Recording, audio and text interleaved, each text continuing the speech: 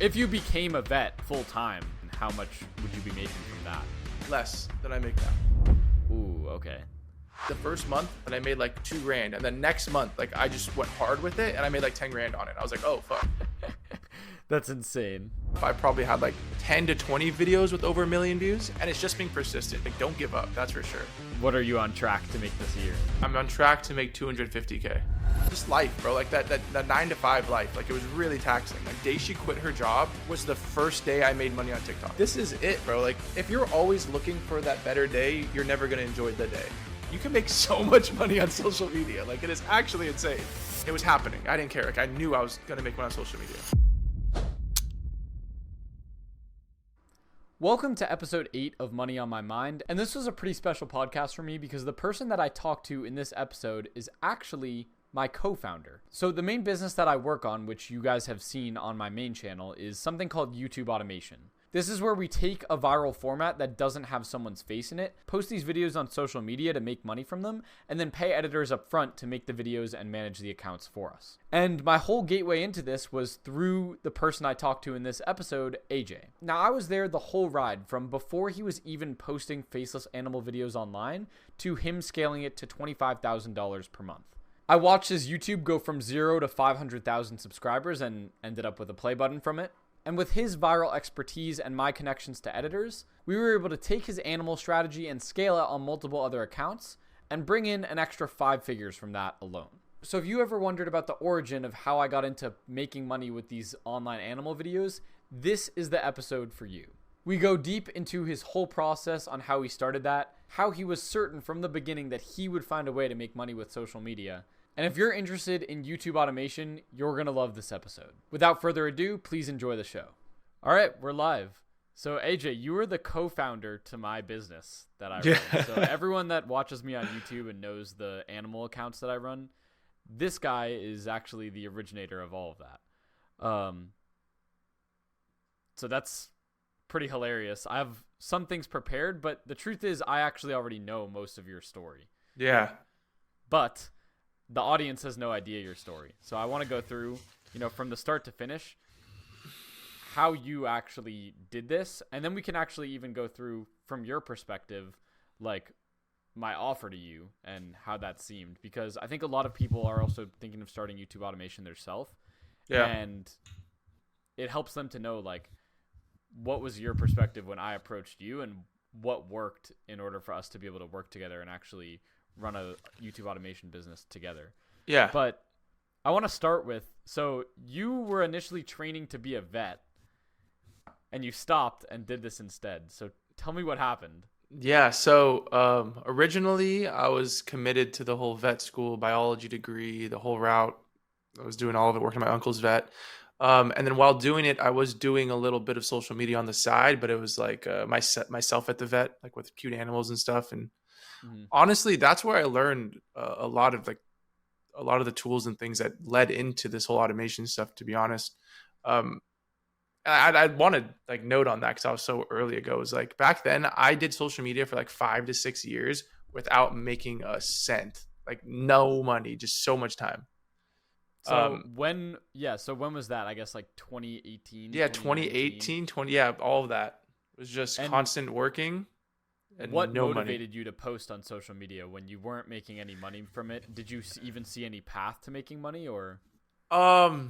Crazy story actually. So growing up, I was doing football, and then football like fell out. Like in college, I was like, I'm not doing it anymore. And then I actually, I don't know if you have to blur this out, what you can put in here and not on the podcast, but I did some psilocybin with one of my friends, and after that, I realized like, you only have one shot in this world, and like, why not just give your best foot? Like I put it this way, like before I was playing a life that I didn't know was going to happen. And then after I did it, it was like GTA, like all of a sudden it was like, okay, if I know like death isn't real or all this is so small, blah, blah, blah. Like, why wouldn't I play this game of GTA, this life, how I want to play it? So after that, I was like, I'm just going to post everything. I'm just do what I want. Like no one's going to stop me. And originally the goal was I wanted to meet Brother Nature. That was like the goal, Brother Nature guy. I don't know if you know who that is, but he was really big back then on Twitter. Ended up meeting him, which was cool too, when my Twitter was pretty big. But that's where it started. It was the who cares kind of vibe. Like who cares what people say? I might as well just post my life out there. And then I started getting addicted to it. Oh, okay. So initially you were what? Like, were you embarrassed to post before you did so psilocybin? for sure, like I would say also because I took my main accounts and I made them my like animal accounts. So like everyone who followed me, like all of a sudden, like it went from like looking cool to like just posting about animals, like my actual day to day. And I think the main thing that happened there was What did your profile look like before? oh, total like private school, cool kid, like, you know, like the whole fronting, everything. And that's probably the biggest wall I broke down with it was like using Instagram for not trying to be someone, but authentically being someone. And once I did that, it was like, oh, this is sick. Like, this is fun. You know, like this is a whole different. So what did the content shift to? It went from flexing or whatever, yeah. So like, it went from like flexing, trying to look with cool. The fours, Yeah, with all the boys to like me working at the vet, like in scrubs, or like talking about like different like gastro issues with dogs, or chocolate, like eating chocolate, like dogs eating chocolate, or just different scenarios at the vet, usually like things that I saw and I was like, oh, this is super interesting because I do love animals. So I kind of just shifted everything to like educational vet stuff, and then also some like thirst trap vet stuff, obviously. But yeah, I made my leeway on Twitter at first. I had like a 100K following on Twitter for a while, and then that like died out. Okay, so Twitter was your first platform. For sure, yeah. Okay. That's interesting. Yeah, I gotta say, I definitely respect the fact that you posted on your main account, because I had kind of went through the same thing. Like, I was definitely embarrassed to post at first, and I posted my juggling videos, but I made sure I made a new TikTok account, made sure contacts were not synced. Like, if people were gonna find me, they were only gonna find me because a video had gotten like 1 million views. Yeah. Other than that, there's no way that these people were gonna find me. If I were posting that on my own personal account with kids that I went to high school with, dude, I definitely would have been scared to start out that way. Even now, I don't even want to do that. It's so irrational. It's like, all of my high school friends know that I do this, but I still feel weird posting on my account. Yeah. It's that going all in, you know. It's really, and that's what I like. It forced me to go all in with it. And like we know, like that stuff didn't work out, but that going all in is what led to where I'm at now, if I got to be honest. Like, if it wasn't for that initial step, I would be nowhere close to here. Okay.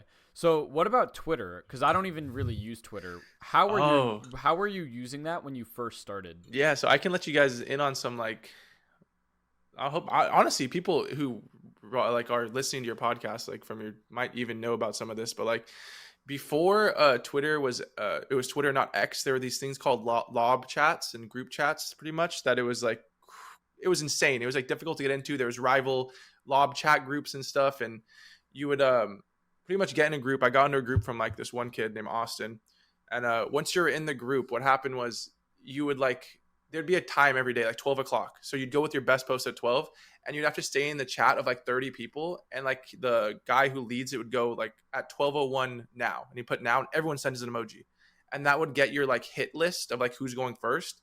And then you'd sit in a chat for like an hour, and one person would post, everyone would repost it, and then you'd wait 10 minutes, the other person to post, and you'd run through the whole chat. And like by doing that, keep doing it over and over again, you would move up in ranks and like get into different chats and stuff.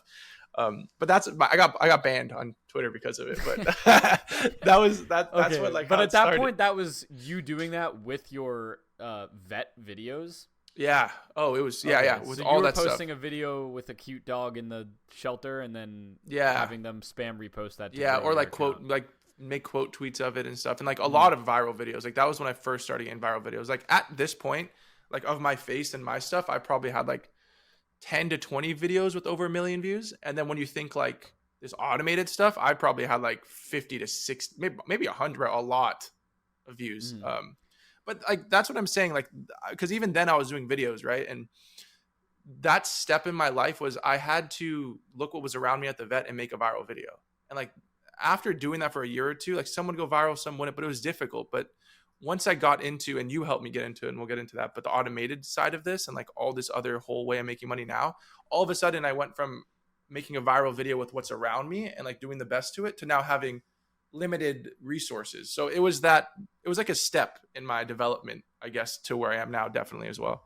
I see. Yeah, so you were able to learn virality even within the constraints that you had, which was it helped having me to take videos of your shelter. Yeah, I would say the and not constraints being able helped to- it.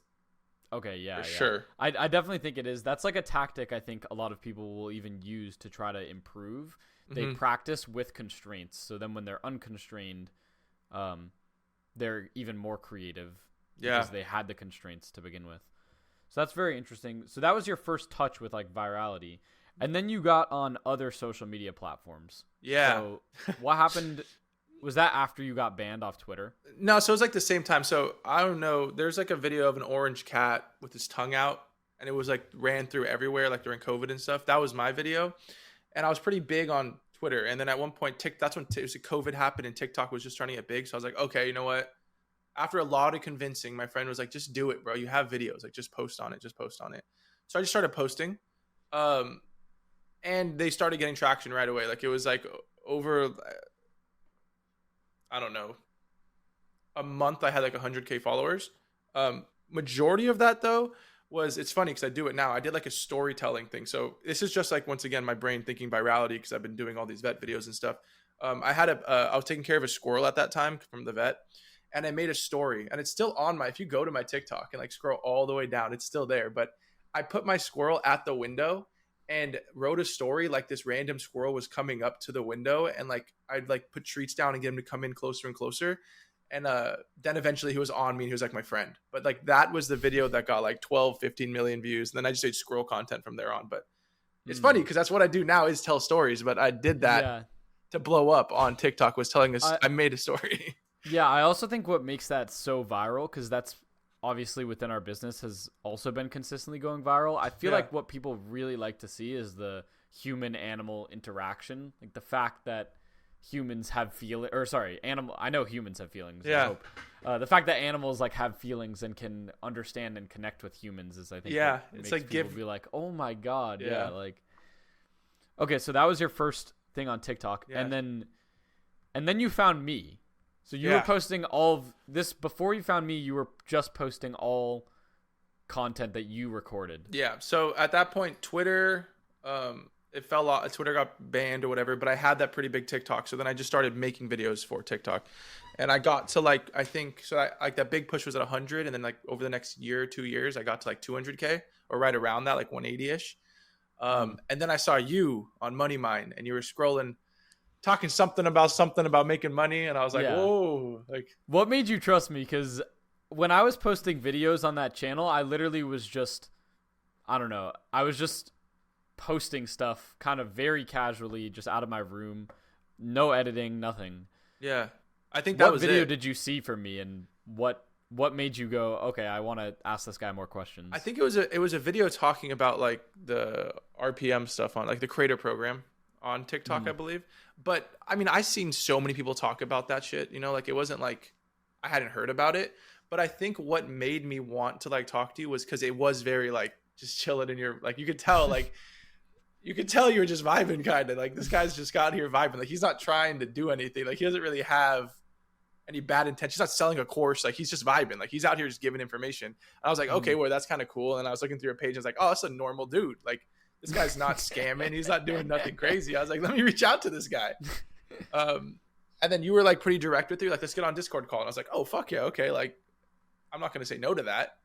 And then if I remember correctly, you gave me an idea. You gave me like the how you've seen other people do it, which is like the compilations at the time.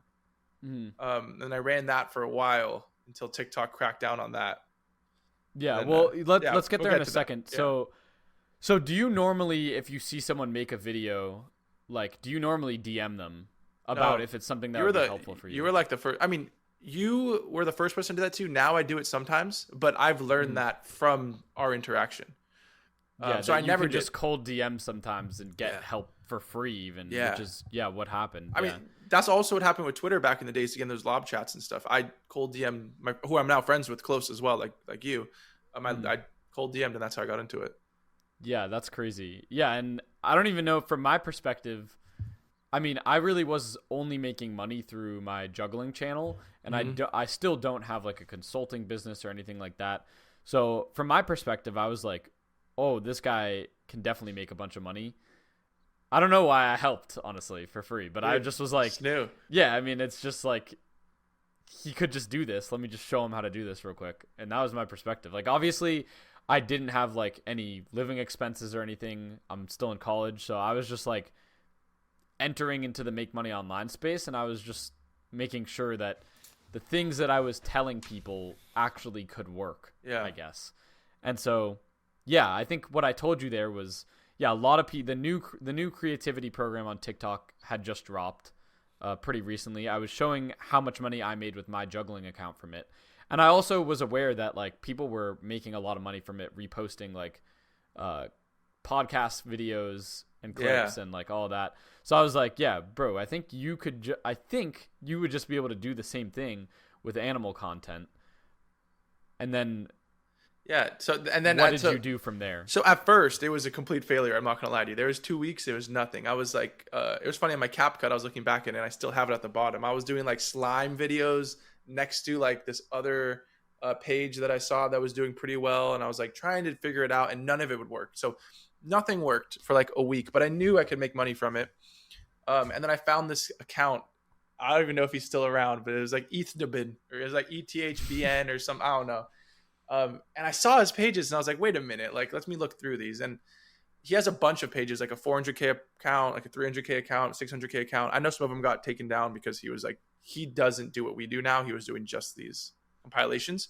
But from looking at his pages, I was scrolling, and he does like just all viral content. And I saw that every animal video that he did a viral video of, it got way more views. So like I put it in popular, and I was just looking, and like all the top 20 were like all of a sudden all animals. So I was like, okay, let me take a look and see like what these animal videos were. And by pretty much copying his style of video, so like his type of compilation with like the text and where that stuff was, and then getting on the same hashtags he used for his biggest videos and the same music he used for his biggest videos, I was able to get into his niche, or like in front of his viewers. And that's when everything kind of blew up. And what did you start posting? So I remember the key thing we talked about pretty much was that your videos needed to be over 1 minute long. Yeah. That was like the core thing of the new TikTok creativity program. So where did you find content, and what did you post at the very beginning?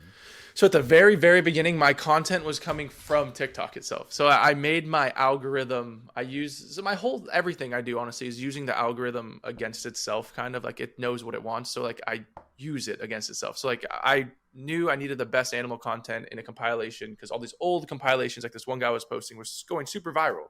But like these are old videos I've seen from Twitter days to all this stuff. So then I made a whole new TikTok. And I scrolled through it like I'm an animal lover. Like I'm just, all I care about is animals. And then all of a sudden, whenever a video would get pushed out through the algorithm, I would get it first on my feed. So like I would get like an organic animal video that's huge from someone's page that I would end up with on my channel. It's already big. So by compiling original videos from the algorithm and then using some text. So I would do like kind of a daily dose of internet vibe, but instead of speaking it, I write it on there, and I would add my 2 or 3 cents to it. Like kind of like, you would never believe it. I wouldn't even tell a story. I'd just be like, oh, this duck did this and this. I kind of explaining it with words. And I did a bunch of those, and I was ripping off that. I remember the first time I did that successfully, the first month, like it was the end of the month, and I made like $2,000. And then next month, like I just went hard with it, and I made like $10,000 on it. I was like, oh fuck, like this is sick. And so that's when we started talking again. At this time, there really wasn't even a transformative element at all. It was just compiling. Yeah, the transformative element definitely came in as TikTok started cracking down on it and like stopped working. Yeah. Before that, though, I thought you had even just reposted YouTube videos. Was that the first thing you did, or was that while you were also doing the compilation videos? I don't think I reposted full YouTube videos, but there were like some rescue YouTube videos like I have like cut up, but even then I'm still cutting it up and like writing some text on it or something. But at first, compilations, some cut up YouTube videos, but no like story element yet. Like that was just all it was. So yeah, I remember the one of the elephant painting from YouTube, and and the really, really viral one, which was another YouTube video that was like puppies meeting baby animals for the first time. Yeah.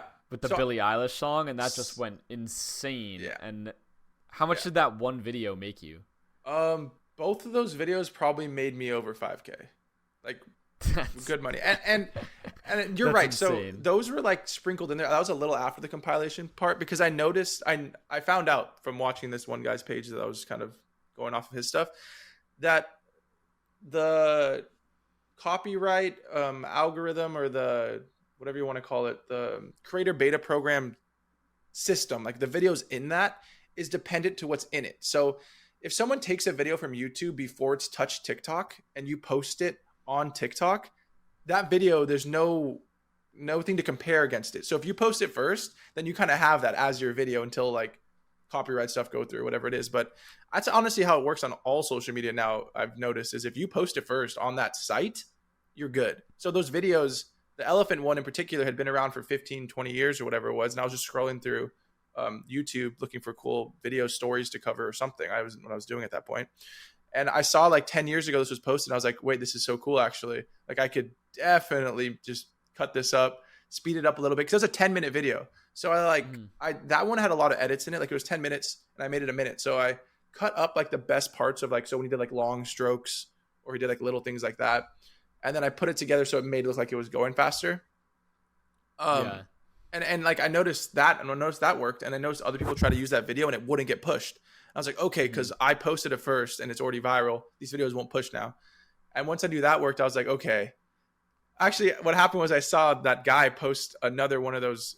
So when I did the puppy video, that channel does a bunch of videos like that. And he picked a weird one. He picked like kids meet kittens or something. I'm like, oh no, I've seen this channel. There's a way cuter one than this. It's like dogs meets kittens. So then I went and pulled that one, and same thing. After I posted that one, other people try to take it, but when they try to post it, theirs wouldn't push because I put it in like create a bank. It wasn't in there yet, you know? So that was a valuable lesson I think I learned in that as well. So that was cool, though. I think for me, the biggest lesson that I've seen from you and a bunch of other people making money online with content is a really, really effective strategy is what my friend calls platform arbitrage, where basically you find something that's working really, really well on one platform, but is missing the value add of making it specific to the new platform that you'd posted on. Yeah. And then you just take something that you already know is working really well, but isn't quite tinkered to the correct platform. And then you just tinker it. So we've seen the explosion of people going to long form podcasts and then just clipping it up into shorts. 'Cause you're essentially taking something that already has, a Joe Rogan podcast, 10 million views, but obviously someone can't watch 2 hours of footage on Instagram. Yeah. And so they did the right thing by converting that longer clip into the platform that they're posting on. Yeah. I think this could be done in so many ways, like taking the most viral news articles and then just converting that script into something with, B-roll footage. Like there's so many angles you could take on platform arbitrage. The Reddit stories were a huge example of that. Yeah.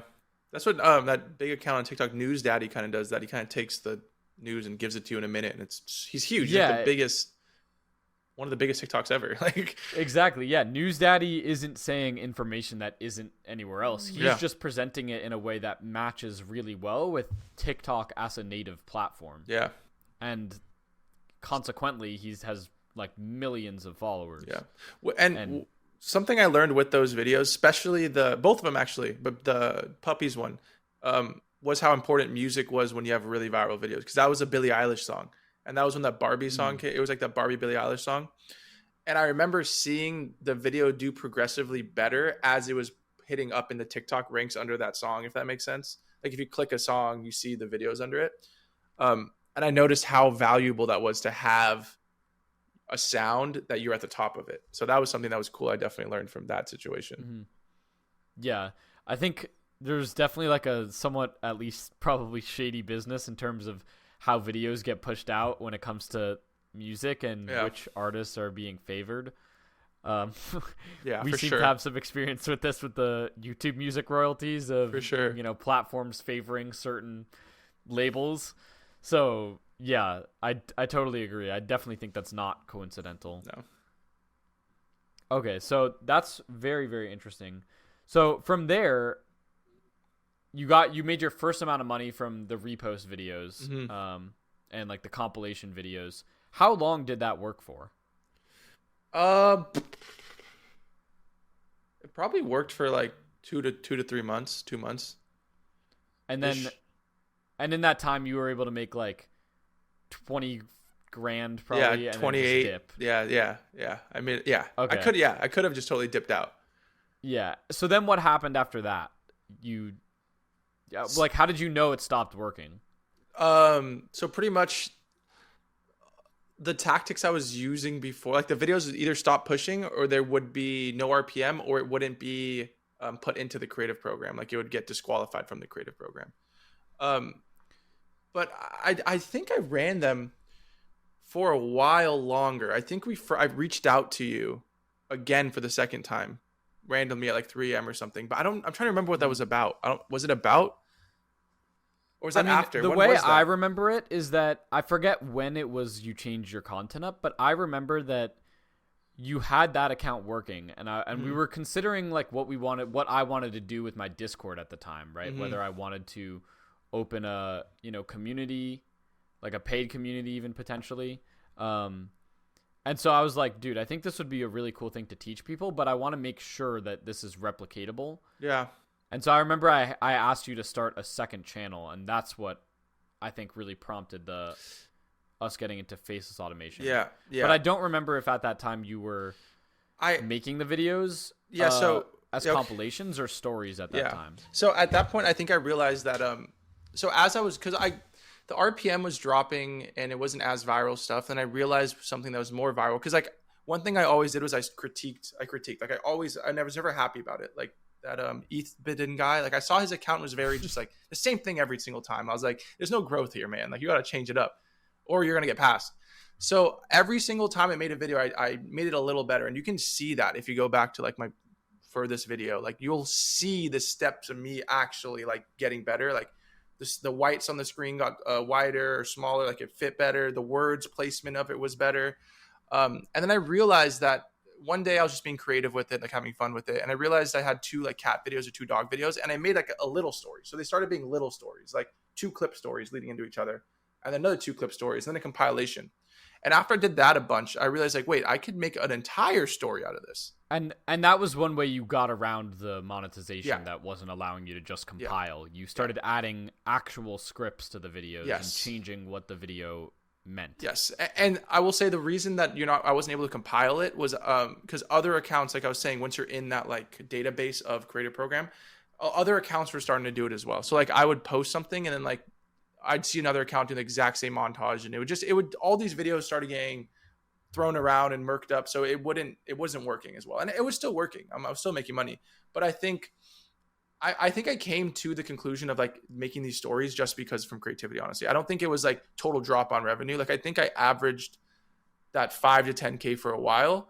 And then I had one crazy month that was like 20K. And then after that, I reached out to you, I think, because I was starting to plan like the whole wedding process and stuff. And I wanted to do more accounts and we wanted to figure something out. And I was like, we need more money. Like I need to figure this out. Cause I can do so much. I can do so much as one person. Like, that's one thing I tell everyone now that has this stuff. Like it is your thing and like you like to do it, but you only can make so much doing it by yourself. Like it's one account. But yeah, so after that little growth of like realizing that the videos do better if you have that story element. The first story I made was the shark turtle, the shark turtle one, and the turtle like came back with a jellyfish, and it's like one of the most viral ones too. And it's just 2 YouTube videos, which is crazy. It's like not a bunch of clips. It's literally 2 YouTube videos cut together with a story. And that video kind of changed the tide for me. And the way I got to that video was I noticed like making stories mattered. But I was scrolling through TikTok and I saw a crazy viral video and it was a story. I was like, how's this viral? Like this story is kind of butt. Like it's not very good. Like it's not like these clips aren't great. Like this story, it was the same clip actually of that turtle. And they were saying this dolphin pushed this turtle to the boat to help him because it was injured. And I'm like, bro, if you're going to make up a story, make up a believable story. Like what is this? So I essentially took that first story and made it believable and it went extremely viral. And after that, I was like, whoa, this is sick. Like this is super doable, but it was a lot of work. It became like way more work at first. Like now it's not too bad because I'm used to it, but way more work. So I think what happened was I knew I could make stories at that point. We met and then we were talking about, okay, now let's grow this all. And we tried, the compilations wasn't like growing. It was like that same point. We're like, okay, we need to do these stories. We need to grow the story thing. Yeah. Did you know, because you're a phenomenal storyteller, like I will watch your videos with your own unique scripts and I'm like, dude, Thank you. How do you even come up with that? Yeah. Did you know you wanted to be a storyteller? Or did you just find a love for it? I always liked English class, and I like being creative, and I like animals. I like I can't explain it, but I'm sure listeners and you could probably even get it. But like, you know, when something juggling, you do it, but you get into like a flow state, and you're just like having fun, like being creative, like having fun moving, like you're having fun doing it. That's the thing with writing, and I can tell when I'm in a flow state with writing and not in a flow state with writing. If I'm genuinely enjoying it, it's so much fun. Like it's a great time. Like I don't care how long it takes. Like I want it to be a perfect video. I want it to evoke emotion. Like I want you to feel something while reading it. It's so much fun. Other times, which happened with me once the company, we got this big bank of videos and I have like all these videos in front of me. It was almost more difficult for me to enjoy the process of it because it was a process. It wasn't like a creative experience of writing. But I think I've always loved being creative, and I think it's a space that allows me to do it. I'm not sure if I loved writing itself. I got A's in English class, but I like being creative. It was a good outlet, you know, and I could still do animal stuff. So I do like it a lot. Yeah, and there's a lot of ways you could take it. I wonder if one day you'll be a super famous fiction writer, dude, because your stories are just really good. It would be really cool. That's a good vouch, dude. Yeah. Cool. And then so at this time also, when were you deciding whether to be a vet or do content full time? And when did you actually, like, how much did you actually have to make for you to come to your decision to say, all right, I think I'm going to pursue content? Yeah. Okay. So crazy again. It sounds like an ad for psilocybin, but the first psilocybin thing was like 5 years ago. Okay. So now we're in the future and I'm talking to my now fiance and she hates her job. And like, one thing I like to do is like, back then a lot of me was like, I wanted to provide. Like I just really wanted to provide for someone. And she hated her job, dude. Like she hated it. What was she doing at the time? She was doing pain. So right now she owns a yoga studio, so it's completely different. But she was doing pain management, and she was like a receptionist at a pain management place. So everyone just came in for pills pretty much, and everyone was always upset, and like everyone was it just wasn't a good environment, you know. Like she would drive to Santa Monica, like 2 hours in traffic, make butt money, come back 2 hours this way, wouldn't see her all day. It was just like really like taxing on her. Like I guess it's like the keeping it like just life, bro. Like that 9 to 5 life. Like it was really taxing. Like it was really stressing her out. And I remember we did psilocybin together once because we were just like ready for a next step in our lives. And like that's like when I usually do it. And after I did it, I just had this feeling. I was like, and it sounds crazy, but I was like, I can provide. Like I will make money. Like you're gonna be fine. And the day she quit, it took forever to convince her to quit. The day she quit her job was the first day I made money on TikTok, and it was like $1,000. And it was like first day. So that was like the mind switch of like, okay, like I'm gonna make money on TikTok. And as soon as I really thought that, I made money. Like the next, like that week, it was insane. Like I talk about it all the time. So that was the change from like no money to getting some money, I guess you could say. What was the rest of the question? Kind of way off topic. Then how did you decide? Was it at that point? Oh, okay, no way, I'm becoming a vet. Yeah, so at that point I had money because I'd been at the vet for that much time, and I was working at the vet at the same time. But I knew I couldn't afford my life and her style with the vet money, so I knew I'd had to do it on social media. So as soon as that hit, I was like, while training to be a vet. Yeah, right? yeah. I was still in school. But if you became a vet full time, like you were a veterinarian, how much would you be making from that? Less than I make now. Ooh, okay. Yeah, less than I make now. But the way it worked was at that time I wasn't at the vet practicing because I only practiced in my off seasons of school because I was in my last semester. It's crazy timing. Last semester, senior year for my biology degree, which I finished out, which I remember that year because I started making money. I didn't want to. And I think I told you, I was like, I don't want to do here this year. Like I'm just doing this because I've already committed this much time to it. Like I don't want to, like I must have to do it. So I sunk cost fallacy. Yeah. Gets me every time. So I made myself do it. I made myself do the last year of schooling. But after that, I knew it. Like I'm making money on social media. And it's crazy, dude. I was thinking about this the other day. I had some crazy, that week that I was like, I'm making money. I had some crazy ideas. I did some wild things just to like, I was going to make money, bro. No matter what I did, I was going to make money. Like I got like one of those big Jolly Ranchers, like probably like this big. And I sat there on TikTok live and licked it until I got to the center of it just to get views. Like I needed to make money. I was figuring it out. Got like 600 people to watch. Cut my tongue up though. And I was like, okay, this is gonna work. New idea. And I had another idea, and I did this, bro. I'm sure it's in my library. It was so dumb, but it's just, I'm saying this because if you're gonna do it, you're gonna do it. You know, like the things I was trying, eventually something was gonna hit. Like I went and bought like, I don't know, probably 1,000 balloons, and for every heart or every donation, I had like a bunch of other big balloons in the back. I'd blow up balloons, so I filled my entire room up with balloons, like over like 1,000 balloons in my room. Made like $10, but I was like, I'm so dedicated to making money on TikTok. Like I was trying outrageous stuff, bro. Like every day. I did not know that. That is hilarious. Yeah, I was just grinding it, but I was like, I'm gonna make money. I was like after that. This is like that makes me feel like the Mr. Beast mentality when he was posting, counting to 100,000. I was on the same vibe. Watching It's Everyday Bro for 24 hours. He was finding a way to make it work no matter what it was. Yeah, just doing the most ridiculous, bizarre challenges just to anything to get views. That was the vibe. But this was motivated mainly to provide. Okay. My fiance, yeah, it was to provide. Mm-hmm. That was it. But it was that something switched to me. It's like, I'm going to do it. I even one time filled my bathroom up with balloons. And I got this was the worst one, bro, because I didn't even end up posting the video because it was so bad. Filled up a bathroom with balloons because I had so many balloons from the last thing I tried to do. And I got like a piece of plywood and put like nails in it and put my phone on it. I taped my phone to it so like I could drop it in the room and like film popping the balloons and be like, how many balloons did it pop or something? Popped no balloons and broke my phone. bro, and then I was like, yo, what? I was like, I just wasted 3 hours to break my phone. But I was trying, bro. Then I saw you, and that's when we started like really talking, bro. And then I was like, I saw you, and I was like, okay, this guy. That's the mindset I was in. Actually, was when I saw your video. I was like, this guy, like, he's doing it. Like, oh my god, what the fuck? I'm gonna message him. Like, I'm doing this crazy shit here. Message you. You gave me like a guideline to it, and then same thing I was doing, which is trying. I did the same thing. Like I tried with the goo video, I tried with this, I tried with that, and eventually it just worked. Like it's really just determination when it comes down and creativity. But hearing that story makes me 100% certain that you would have found a way to make money, whether you did this animal stuff or not. It was gonna happen. We should definitely do that video, like a remake of it, but actually do it well and just post that on YouTube and go viral with it. Dude, but I can see like you were like, I'm going viral. Like I'm figuring out how to go viral. Yeah, I had no choice. It was happening. I didn't care. Like I knew I was going to make money on social media.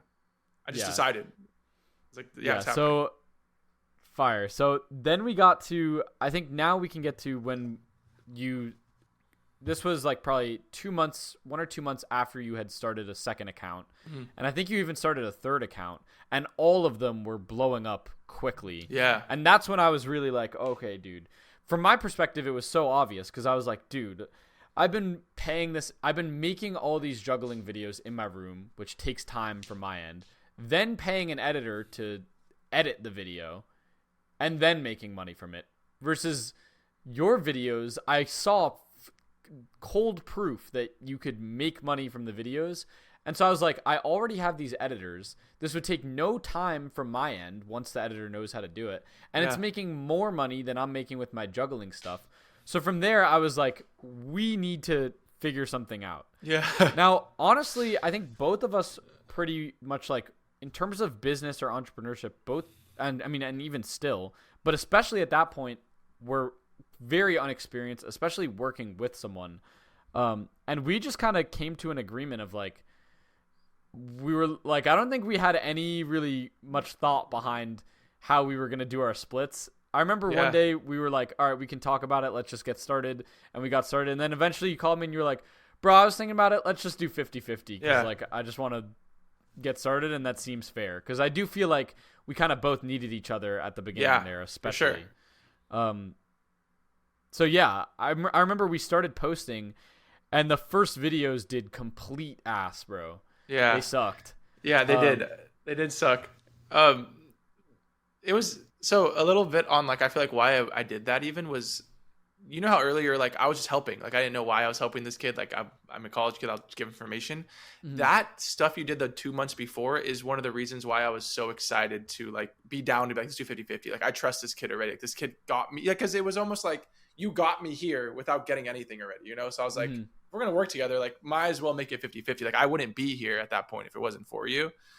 And then I was making those 2 accounts. I had 2 separate accounts, and so I had made the Animal King account was doing great. Those other 2 accounts, this one I was doing some story stuff, were also doing really well. But I noticed all of a sudden, like I can't keep up with these. Like that was the main thing for me. I was like, I couldn't do it. Like there's no way I could do it.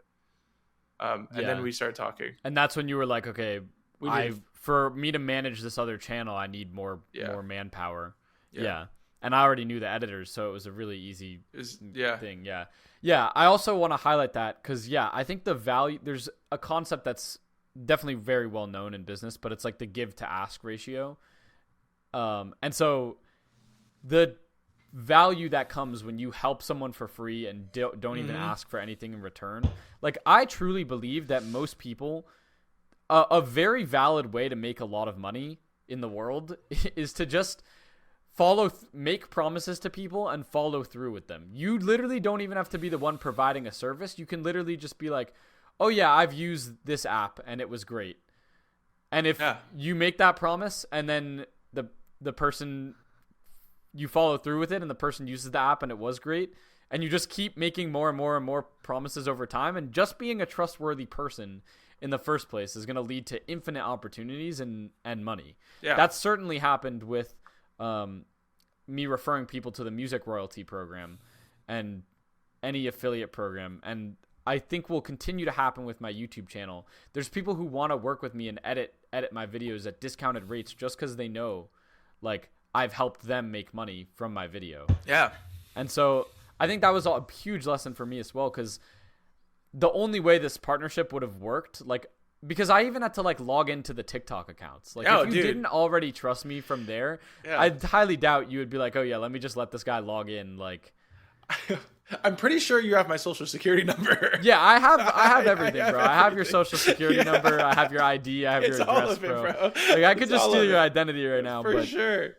I'm still debating if I will. No. Like that trust is that all huge. came from me essentially giving, like, you could have got it from anywhere, but I just told you exactly what you needed to do, kind of, and you started making like thousands a month from that, and I think that set an insanely solid ground. You delivered. I cooked. Yeah, you cooked. To have like a longer term partnership, and again, start making the money that we're now making together. Setting that up would never have been possible if I wasn't willing to just help you. Yeah, and not without guarantees of getting anything from it. And then talking from like a creator standpoint,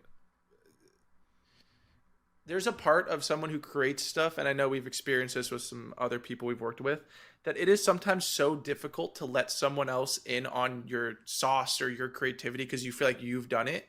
But once again, if I didn't let Bennett in on this or like give part of it, I would be making none of this money. And like that was probably a huge wall. It was a very difficult wall to get over. So I appreciate the trust you instilled in the relationship before that, because I don't know if I would have even been able to show you or want to show you if you hadn't done that. So it goes both ways. Exactly. And it would have been worse for both of us for me to not do that, because now we both would make less money if there was no trust. Yeah. So yeah, that honestly has been a huge lesson for me, and going forward is like a lot of the reason that I will just help people when they ask. Now I get a lot of like DMs for that, so it's hard to help everyone for free, but at scale I can still do it by making videos and having 1,000 people watch it. You know what I mean? Insane. So back to where we were on this progress of scaling these faceless accounts. So we started with TikTok. I literally at first I didn't know how to train editors at all at the time, so I just told them like, yo, here's this channel, just try to make videos like this. And like obviously that wouldn't work, bro. Like they don't know anything about the process of telling the story or finding the clips or anything like that. So the videos were complete ass at the beginning, except for one random dude that made a video of a panther. I think he literally just pretty much was doing a very similar style of you did one with like a Jaguar. Yeah, the growing and so he up. pretty much just copied that format. Like all the other videos, people were trying to put together like random videos. This is a hippo. This hippo's name is Sam and blah, blah. Yeah. And it wasn't really following the exact format of the videos you had made before. But this guy actually followed the format, and it worked really well. I remember I was on vacation at the time, but I got the video from him. I posted it, and in like 3 days, bro, that video made like multiple thousands of dollars. Yeah. And I specifically remember I paid $11 for that video. Yeah. I was like, crazy. What the hell? I could put $11 in and get 2,000 out. Yeah. That shit was That's crazy. when I was like, okay, we have a viable business model. Obviously, we need to make this work at scale, but the return on that is just absurd. Yeah. And I think right after that is when we were like, okay, I shifted myself and I just started growing TikToks. Like I grew right. I monetized like 4 TikToks in like a month or something. Right. So the landscape at the time was that you needed at least 10,000 followers to be monetized on TikTok. And the thing was, it was much harder to monetize an account and get it growing from scratch kind of than dealing with a channel that already has some momentum to it and already has a defined audience. Yeah. And so, what we kind of shifted to there was, holy crap, like other people can make the post, we can post it, we can make $2,000 from it. And the only limiter really is having enough editors to spam the videos and then having enough accounts to actually handle the editors. So you on the front end were making new accounts so we could post enough videos, and I on the back end was trying to get as many editors as we can to start spamming out these videos. Yeah. So that was that was like an insane month. And I remember at the time here too, TikTok was really the only platform we actually used, which in hindsight was definitely a mistake. Yeah. For sure. I told you about repurpose.io, which auto posts your videos from TikTok to YouTube. And I think around in early August or maybe late July of last year, of 2024, you started setting that up and having your videos auto repost to Snapchat and to YouTube and TikTok. And then Instagram. We met up. Oh yeah. And Instagram. Yeah. And then finally we actually met up for the first time at Vid Summit, which is like a YouTuber convention. Yeah. And there were a lot of things we were hoping to get out of that, like Snapchat shows and obviously all of that sort of stuff. But we met a lot of people there. But it was at Vid Summit that you got monetized on YouTube with your actual personal channel. Yeah.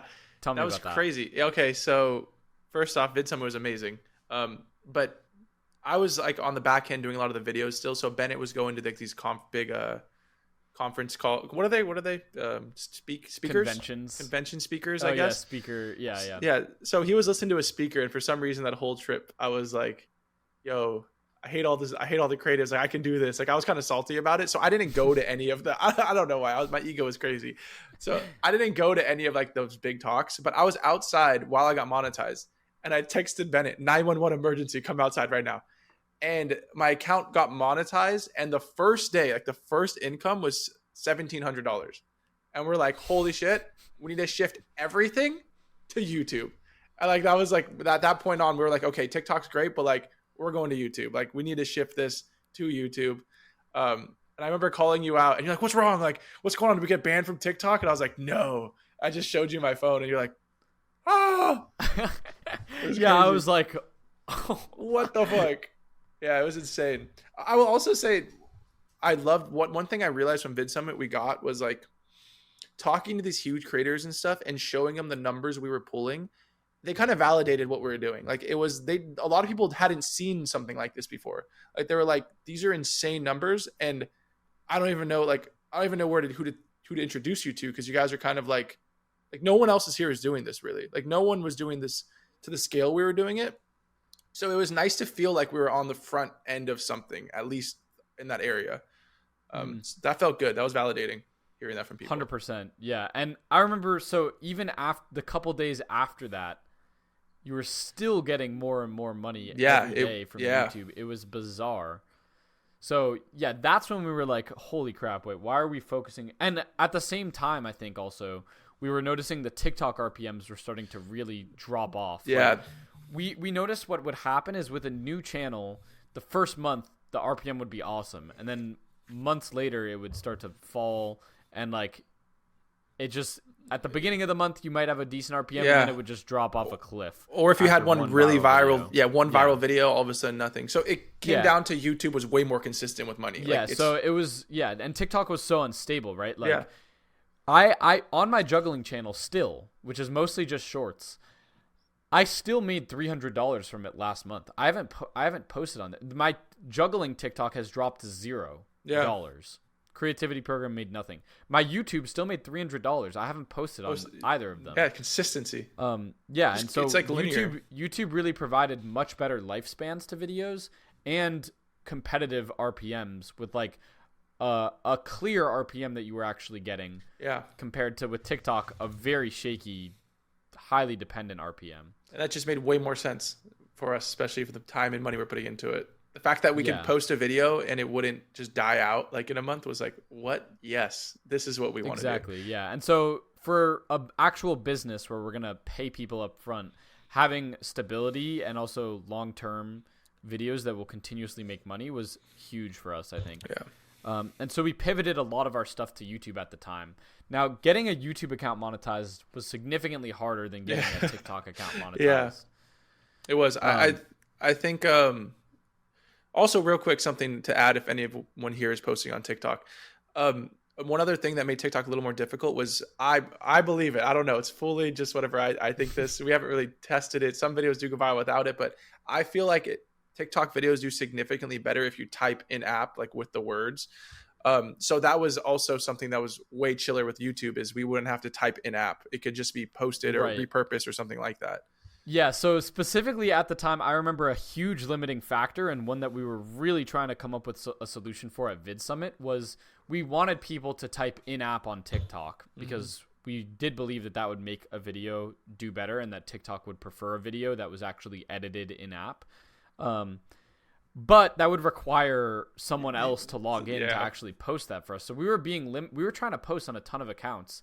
Because at the time, we had grown like 5 or 6 monetized accounts probably. And we were trying to post on all of them. And it was just impossible. Like, we couldn't type out the script for all of them ourselves all day in-app. We needed someone to do that for us. And the problem is the editors that we worked with, could make the content well, but they couldn't really write the scripts well. Mm-hmm. On top of that, we didn't necessarily trust them enough to log in. So we had to look. This is another thing that I've found in terms of trying to scale a business is a big limiting factor. Oftentimes, all you actually need is just someone trustworthy. They don't even need to be that skilled.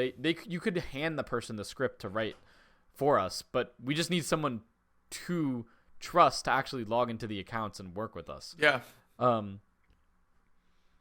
And yeah, that started a whole nother element of trying to scale, which is actually bringing in another person to handle a lot of different stuff like that. So I'm happy that YouTube worked out just about then too, because that would have been that would have been really annoying. Yeah, it was annoying. Yeah, I just wanted to throw that in there. So if anyone here's trying to grow TikTok, you're typing out, try to type in and see what happens. Yeah, exactly. Might blow up. I don't know. Yeah.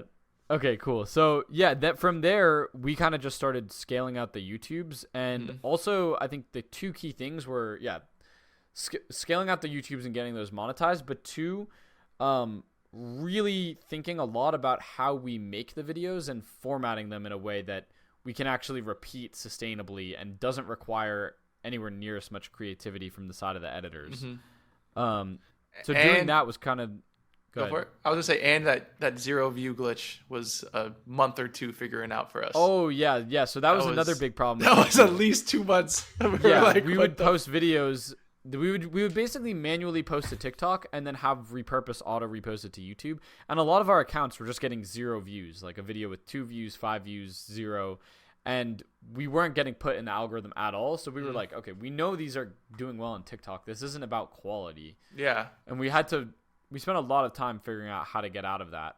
Since then, we've learned a lot. And we're able to get accounts out of 0 view jail a lot quicker now. Yeah. But yeah, I think all of that combined into actually what we do now. And obviously, my channel shows like the different channels we own and like the earnings from them. But yeah, like scaling pretty much the other channels we have to like 10K plus per month. And that's on top of your personal revenue channels. That's pretty much where we're at. Yeah. And I will say it did take time, but I do enjoy doing this because now we're starting other projects and we already know how to do it. Like we've kind of put our time in for like the 0 view glitch, or even like growing the accounts. Like I had to learn how to grow an account dependent, like a TikTok account growing it and a YouTube account growing it is completely different. Even like how I feel like they send out the ratios is different. Like the whole thing is different. So like to anyone who wants to do this kind of things, like don't give up. That's for sure. Like if we had so many chances to give up on this, like we were getting 0 views, whatever. And it's just being persistent. Just like before when I was filming like the balloon videos or licking the Jolly Rancher, like it's the same idea, just like being persistent and changing it up. That's literally that's like the whole, how we are what we are at this point. It's like not stopping. And yeah, there's so many. I agree with you. And what's also really exciting is as you set up more stuff, you're way better positioned to do the next thing, as you said. Like, yeah. If we have a new niche we want to pounce on now, we are way better positioned to start automating and scaling that now than we ever were.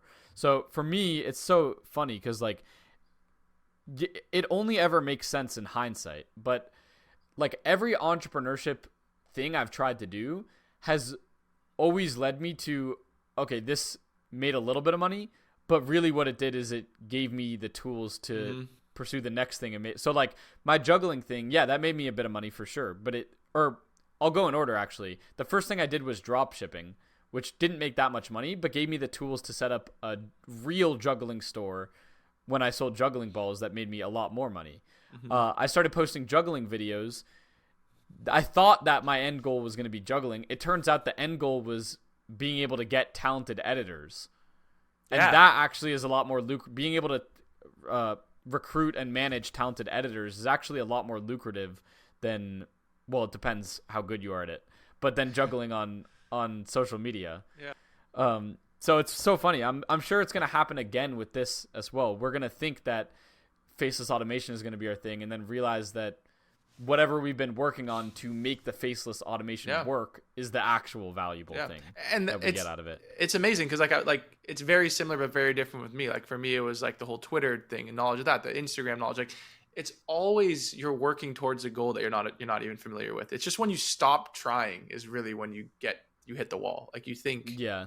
And I want to speak on that too. For me, at least, I don't know about you, but one thing that made this adventure different is having someone who's like-minded like me, but not like-minded with me. Like, I think me and you are very similar, but very different. And it has helped me personally get over things that I didn't think I'd be able to get over, or like see things in ways I haven't been able to see it. So there is definitely a level of importance to having a business partner or business relationships with somebody who isn't exactly like you, because they're going to see things differently. And it's going to get you past that block a little faster than before, if that makes sense. Like, it'll get you back on track. And I feel like since we've been together, we've had these 3 to 4 different ones that I would have hit the wall before and like maybe dropped off for a month or two and then came back to it. But because we're both doing things, it's always like, okay, what's the next step? What's the next step? What's the next step?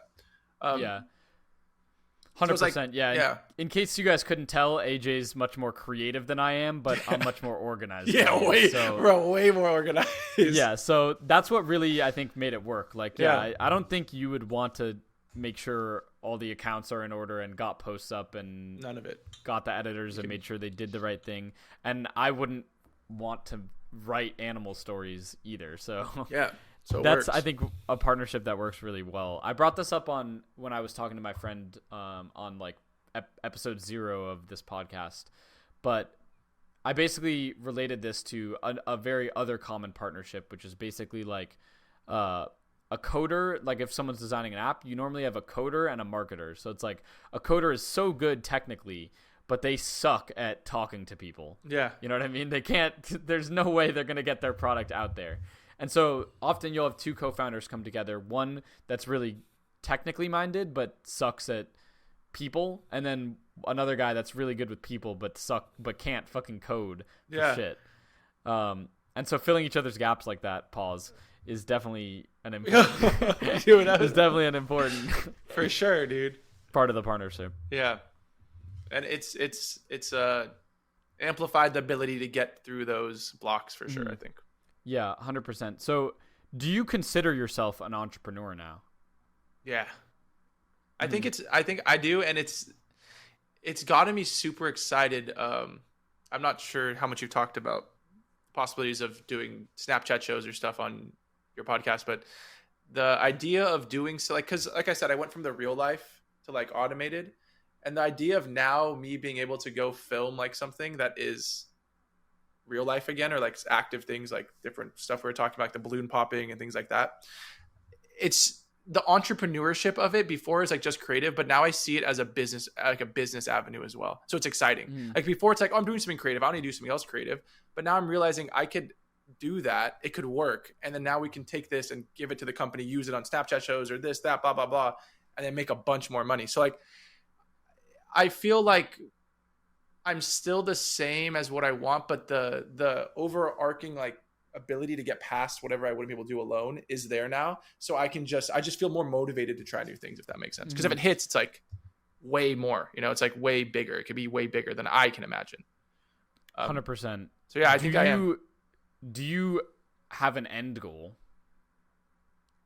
Yeah, I feel like I have a few end goals, dude. It always changes. Okay, so end goal. That's a good question, because I do like doing this. I was thinking about it today. I was like, say this all works out and like everything hits, like every deal we're talking, everything does it, and then we're all of a sudden millionaires. Like, sick, we made it, but now it's like kind of boring. Like, now what? Like I experienced that the first time with like on Twitter. I experienced that. Like I remember grinding, and I blew up and I met that guy I wanted to meet, which was my goal. And I remember like missing the journey so much. I was like, it was so fun though, figuring it out. And now I just kind of have these followers, like, and like obviously I had no money back then, but now like yesterday I was thinking about it, and I feel like I would get bored of just like doing nothing. Just having a goal. So a goal, like a short-term goal, would probably be to get myself a car, because I don't have a car, just because I'm walking distance everywhere, But I'm like, if I get a car, I'd probably want to get a nice one. Pay for my wedding, which is coming up in the next year. Congrats. Thank you. But I would say, I don't know, make as much money as I can, and then make my family comfortable, like provide. Like I said before, like I like to provide. But for myself, like I was talking to my fiance about, like if it was up to me, like I'd be in a cabin somewhere in the woods, like just with my phone, making this content, doing whatever, and like go out to nature. Like I'm not a very materialistic person, like at heart, but like I can enjoy some nice stuff too at the same time. But yeah, it's an interesting. But I think my next goal is this $1 million company. First off, is getting to that, and then I would love to like keep this one, sell it, make another one. Like I think I like the journey more than the goal, if that makes sense. Like I enjoy doing it more than. Yeah, I absolutely do too. I feel like even if it made $1 billion, this is what I would be doing. I'm really interested in the science of scale, essentially, like making things large and making big. Pause again. Whoa, damn it, dude. Bro. Damn it. Bro. That's crazy. But yeah, that's what excites me. And yeah, like a lot of people talk to That's what excites you. Oh my goodness. Oh man, dude. But yeah, I was gonna say, I do feel like for a lot of people, like the question of what do I do once I provide everything that most people never even get to that. So yeah. Honestly, for most people, we'll see what happens with us, but it can be a lifelong journey to even just say, I like providing for my family and I want to do that better and better and better. Yeah. Yeah. I've also realized, like, the older I've gotten, there's beauty in enjoying like now, like the contentness of like now, like, and it's not to be mixed with not being motivated to get this stuff in the future. Obviously, we're in the good old days right now. Yeah, now. but like this is it, bro. Like if you're always looking for that better day, you're never gonna enjoy the day. Like, okay, I'm gonna be happy when I get a GTRS Porsche. Okay, so every day before then, I'm not gonna be happy, and then I'm gonna get it. I'm gonna have it for a day, be really happy, and then I'm gonna be happy when I get the next Lambo. I won't be happy for 2 years, and then I'm happy when I get the Lambo. Like, it's just like, bro, I'm here for so long. I'm gonna be fucking happy. Like, you know what I mean? Yeah. So I think being content, there's beauty in it. Just being. There's this spiritual exercise that I really like. When I heard for the first time, kind of shocked me at how well it worked. The person said, okay, now like imagine everything you would ever want. Like close your eyes and like actually imagine everything you would ever want. And so you do that, you imagine, and he's like, do it vividly. Like imagine, getting that grade that you want, or the car that you want, or the house, or having a fulfilled wife, blah, blah, blah. View it like very vividly. And I was like, in my mind, I'm like, all right, like I'm doing that. I got it. And he was like, it was an audio I think I was listening to. And he was like, you see how you're smiling right now? That you just brought about that happiness without having those things. You never had those things. You are able. He was like, you're able. You don't need those things to be happy, and I just proved it to you. Yeah, like, you just were happy right there. You just were smiling. You just experienced joy, and there was no material thing there. Yeah. So, yeah, okay, sure, you were imagining material things, but the point is, it all came from here. It didn't come from the outside world. Yep. And so you do have control over, to some degree, over your current present state mood without needing material things to do that. And anyone who does that exercise, I'm sorry if I spoiled it for anyone, because it was so shattering to have that happen without me knowing that he was going to say what it was proving. You know what I mean? That's awesome. And I'd say being in that mindset of you controlling your life day in, day out is going to make you a lot more money. You're going to make the money you wanted to make when you're you know what I mean? Like being in that just happiness and not like grinding your teeth at things is going to get you to past those little blocks that we were talking about that reveal something we didn't know. Like for you, the editors, or like you'll get past that disappointment so much quicker because you're just happy. Like, oh, it's not that I didn't get that. I'm going to get something better. It's like that whole mindset. So it's really beautiful. And I've actually been working with someone to do that stuff. And if anyone's interested in that kind of things, like a lot of that stuff can get back to like childhood stuff, honestly. So some cool meditations you can look up. But whenever I clear that stuff up, bro, life is good day to day, and financially it gets better. I don't know if it's all connected or probably not, but it's just a mindset, bro. It's how you act, It's beautiful. Yeah, well, I think like just being clear-headed and feeling in control often is enough for you to make better decisions, produce better, and produce everything. Better content, and be more productive. Okay. Well, I got through a lot of pretty much everything I wanted to get through. How much have you made to date? Do you know, from animal videos? I'm not sure how much I've made to date, but given everything, I can tell you what I'm on track to make this year. What are you on track to make this year? I'm on track to make $250K on everything. Wow, that's awesome. Yeah. And that's no expenses either as well, right? Yeah, that's no expenses. That's me pretty much looking at my it's only 3 months, I guess you could say, and then multiplying it. So it's the last good 3 months, I guess. But last year I did it. I think I finished the year at like 90K or something like that. But I started late, and a lot of stuff is jumping. So we're growing, man. We're getting places. That is awesome because it's like people grind to get there, and you're doing it with. And I mean, you are actually grinding on your personal account. Yeah. But the power of content, dude. Just 0 or 100% margins. Yeah. For your videos, it's just based on your time. Yeah. Your time. That's crazy. And then that's the beauty of it. That's the beauty of it, though, is like right now, like I do grind my account still, but the beauty of having a company and like doing this in the company, every single thing I find out that's somewhat valuable, some of the stuff that's not even valuable, I just be saying it automatically, now when I succeed, all of our other accounts succeed as well. And that pushes me even more, Essentially what's happening now is, since we have all of the animals going out on the animal videos going out on the back end that you are an owner of, your success is being multiplied essentially, because when you do all the deep dive and you find something new, now instead of it just benefiting your channels, it benefits your channels and all of the faceless channels. So I'm excited to see how our company does as well. So on top of the 250K, the last 2 months we've profited like around $7,000 to $10,000 with the music deal. Depending on what pans out with that, we're looking at another probably like 10 to 20K a month. Yeah. At least for the past 2 months. with the new deal, it's might not be as good. We'll see. Maybe better though. But yeah, with this we'll other see guy. about that. We'll see what happens. Yeah, we'll see what happens. And so yeah, I think we could end the year with like 250 between 250K to 1 mil in terms of all the things you have ownership in. I believe which it, is insane. For sure. Yeah, for sure. No, that's the goal, dude, and I'm excited. Like, I think one thing I've been seeing is just when you think you're making so much money and like, oh, I'm making so much money, there's another leg to it, and there's another leg to it. There's another leg to it. Like the other day, I was walking around like a neighborhood a little further away from me. It was super nice. And I was like, why am I thinking about like a car? Like these houses are like 1,000 of these cars. Like there's so much money to be made. Like it's like there's like a block in your head, like thinking like, oh, I only deserve to make 100K or 250K. Like, nah, like you can make $1 million in a year. Like you've heard the stories of these people on Snapchat shows or these big Facebook accounts. Like people you can make so much money on social media. Like it is actually insane.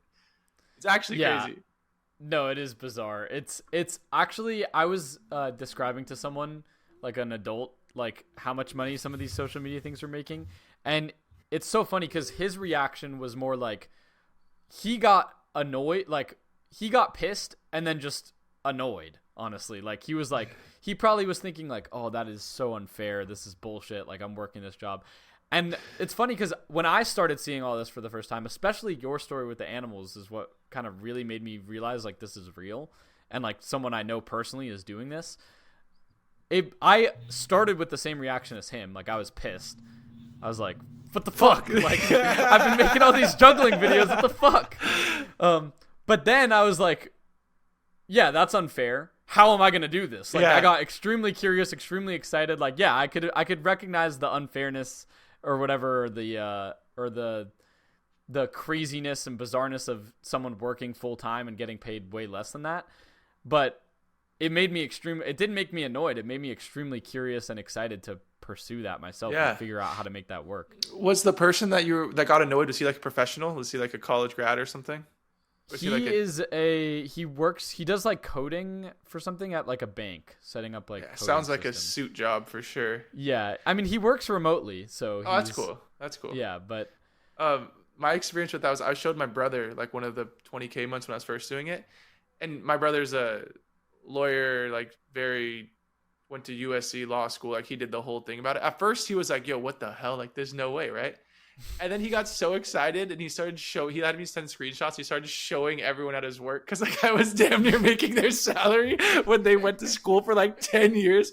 And majority of them were like, yo, what the fuck? Like this is insane. Like this is crap. And I was like, yeah, so that felt really good. And then my mom and dad actually, because like it's so hard to explain what I do, but the first time I started making money, they thought I was like selling drugs or something illegal. Like they made me show them my TikTok account to show I was making money. Like they didn't believe it. They're like, how are you paying for this? Like, what do you mean? Like, you don't work at the, like, where are you getting this money? I'm like, social media? They're like, social media? Like, okay, like you've been doing social media for 5 years and you're getting money now. Like, that's not like, so that was funny. It's almost impossible to explain it to a certain age group of people. Like, I'm sure my fiance's parents, like, I don't even think they fully know what I do. They're just like, social media is sick. They're like, yeah, I just say YouTube now, honestly. I just say YouTube. Like, that's all I say. I'm like, yeah, kind of explain it. Well, another hilarious thing that I've experienced also, I wanted to add this in, is like every time I show people our videos, I still am getting people being like, oh my, that's you? Yeah. Like, they've seen all the videos that we've posted before. Yeah. Like, they follow our channels. For sure. People that we don't even know or haven't even met before. It's really cool. That's a hilarious thing. I'll like sometimes like it's probably not the best thing to do, but I'll be at dinner or walking because I walk everywhere. And if someone's on their phone, I notice they're on Instagram, I'll like peek at their screens to see if like, yo, is that one of our videos? Like, you know, like because the reaches are crazy on them, dude. There's like definitely I forgot where I was the other day. I think I was at like Costco or something, and I was just thinking like, dude, I wonder how many people here have seen our content. And I was like, it has to be like 60% of people. 50% of people seen like, at least one video. Yeah, and swiped away. It doesn't matter. I've seen something. I'm like, that is crazy. Like that is an insane like just thing to think about, you know? Yeah, I feel like when you end up with like tens of millions of views on one video, that's a video that basically anyone, especially with a non-warmed up TikTok account where they haven't developed a specific For You page, that's a video that every single at least let's say this, every single new user to TikTok has seen if your video is getting in the tens of millions of views. Or even that one video and same that's with Instagram and YouTube. One of the videos on TikTok, correct me if I'm wrong, is like 90 million views or something, right? Yeah. Crazy. Like, that is insane. And like the other day, the president posted like a reel or something. It was a crazy like AI reel that is insane, and it didn't even get that many views. I was like, bro, like that video pulled more views than like a top president. The president's out of pockets post. Like, that's crazy. Like, that's just ridiculous. It really is. Yeah. Also, I want to shout out the Pakistani and Indians. I don't know who really started this, but this story stuff has been around. Like, it just hasn't been to our level, if that makes sense. Like, they've been doing this or trying to do the story stuff. Like, I wish I knew where it originated. You know what I'm mean Taylor Pod? Yeah. Like, or they do that. They did the stories before. No, they never did the stories. Oh, I'm just saying whoever, like, I feel like every story account that I've ever seen before me was always like out of this country. Like, there's like, I think we're like one of the first you know what I'm saying, like American based to do like story content. I think that's why it does so well. But yeah, shout out those people for starting the story vibes, I guess. Yeah. Okay, well, dude, super nice talk as always. Obviously, this isn't our first time talking. No, yeah, nice to meet you. Nice meeting you. Super nice talking. And yeah, I think that paints a really good picture of like the whole process of how we both got into YouTube automation and how we do this together. Yeah. And I hope people listening can take inspiration from that and like apply some of the principles that we talked about to starting either this side hustle themselves or whatever side hustle they're looking at doing. So yeah. Thank you so much, and of course, dude. Peace, dude.